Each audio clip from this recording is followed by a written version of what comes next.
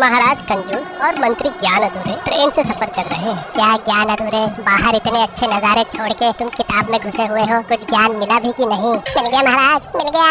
है क्या मिल गया? मुफ्त की बिजली का सोर्स मिल गया महाराज। अब आप कंजूस नहीं रहोगे, अब आपके अमीर बनने का टाइम आ गया है। पैसे ही पैसे, वो कैसे? फैराडे के लॉ के अनुसार अगर किसी कंडक्टिंग लूप में मैग्नेटिक फील्ड को चेंज करते हैं तो एक ईएमएफ पैदा होता है जिससे इलेक्ट्रिक करंट फ्लो होता है। मैं सोच रहा हूँ कि अगर हम ट्रेन में कुछ मैग्नेट्स लगा दें और ट्रैक के आसपास कई सारे कॉपर के लूप्स लगा दें तो जब जब ट्रेन चलेगी तब तब मैग्नेटिक फील्ड लूप्स के अंदर बदलेगी जिससे कॉपर के लूप्स में करंट पैदा होगा। एक बार बस मेटल के लूप्स लगाने का खर्चा है, फिर तो ट्रेन के गुजरते ही मुफ्त की बिजली। लेकिन ये सब बगल में बैठे एमआर सर सुन रहे थे। मंत्री जी, आपने एनर्जी कंजर्वेशन लॉ पढ़ा है? हाँ पढ़ा है ना। एनर्जी को बनाया या नष्ट नहीं किया जा सकता, इसे बस एक फॉर्म से दूसरे फॉर्म में बदला जा सकता है। तो आपने यहाँ एनर्जी कैसे क्रिएट कर दी? अरे भाई, ट्रेन के मूवमेंट से यानी काइनेटिक एनर्जी से। तब तो ट्रेन की काइनेटिक एनर्जी को कम होना पड़ेगा। ऐसा क्या? तो तुम कह रहे हो कि फैराडे की थ्योरी अधूरी है? नहीं, आपका ज्ञान अधूरा है।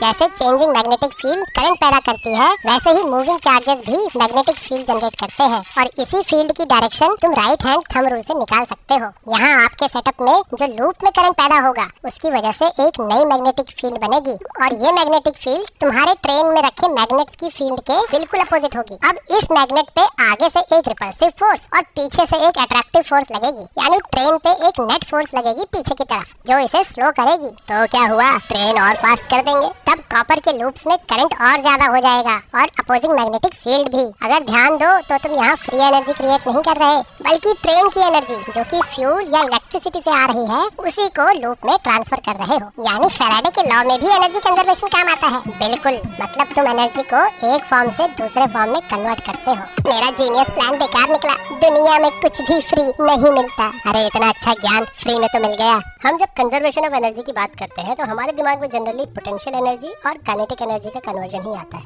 लेकिन इलेक्ट्रोमैग्नेटिक इंडक्शन में भी हम कंजर्वेशन ऑफ एनर्जी को लेंज लॉ और फैराडेज लॉ की मदद से एक्सप्लेन कर सकते हैं। अगर तुम किसी वायर के ओपन लूप में किसी मैग्नेट को पास करोगे तो उसमें कोई इलेक्ट्रिक करंट या इलेक्ट्रिक एनर्जी जनरेट नहीं होगी, इसलिए कोई अपोजिंग मैग्नेटिक फील्ड भी नहीं होगी। तो मैग्नेट को आगे पीछे मूव करने में हमें कोई वर्क नहीं करना पड़ रहा है किसी भी फोर्स के अगेंस्ट, और जो इलेक्ट्रिक एनर्जी जनरेट हुई है वो भी जीरो। लेकिन जैसे ही तुम इस लूप को क्लोज कर दोगे तो मैग्नेट के मूवमेंट के साथ साथ इस लूप में एक करंट जनरेट होगा और ये करंट एक अपोजिंग फोर्स जनरेट करेगा जिसके अगेंस्ट तुम्हें मैग्नेट को मूव करना पड़ेगा। यानी कि तुम जितना ज्यादा फिजिकल वर्क इस फोर्स के अगेंस्ट करोगे लूप में उतनी ही इलेक्ट्रिकल एनर्जी जनरेट होगी। गाइस, वीडियो अच्छी लगी हो तो लाइक करें और सब्सक्राइब करें।